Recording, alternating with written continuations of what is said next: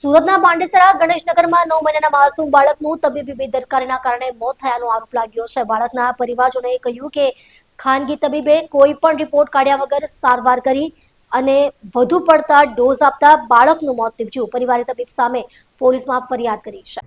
પરિવારે આરોપ લગાવ્યો છે કે તબીબે કોઈ પણ પ્રકારના રિપોર્ટ કાઢ્યા વિના સીધી જ સારવાર શરૂ કરી દીધી હતી। બાળકને બિનજરૂરી અને વધુ પડતા ડોઝ આપવામાં આવ્યા હોવાનું પરિવારનું કહેવું છે। સારવાર દરમિયાન બાળકની તબિયત બગડતા તેનું મોત નીપજ્યા હોવાનો આક્ષેપ પરિવારજનોએ કર્યો છે। બાળકના મોત બાદ પરિવારે ખાનગી તબીબ સામે ગંભીર આક્ષેપો કર્યા છે અને પોલીસમાં ફરિયાદ નોંધાવી છે। પરિવારે તબીબ સામે કડક કાર્યવાહી કરવાની પણ માંગ કરી છે। પાંડેસરા પોલીસે ઘટનાની નોંધ લઈ મૃતદેહને પોસ્ટમોર્ટમ અર્થે મોકલી આપ્યો છે અને આગળની તપાસ શરૂ કરી દીધી છે। પોલીસે જણાવ્યું છે કે પોસ્ટમોર્ટમ રિપોર્ટ આવ્યા બાદ વધુ કાર્યવાહી શરૂ કરવામાં આવશે।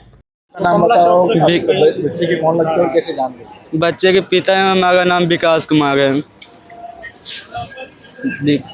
पिताजी का नाम आसाराम है।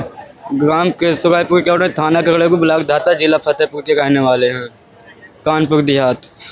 क्या हुआ है सर? जी तबीयत खराब थी, हल्का फुल्का थे, बस दवा पिलाने देख दिया तो दवा दिया उसने तो खैर हल्का उचाट जाता था, उतर जाता था।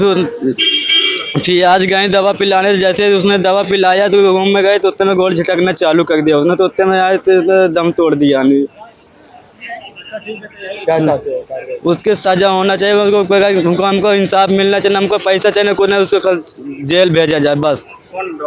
डॉक्टर को नाम नहीं बता सकते लेकिन उसका दुकान जरूर बता सकते हैं।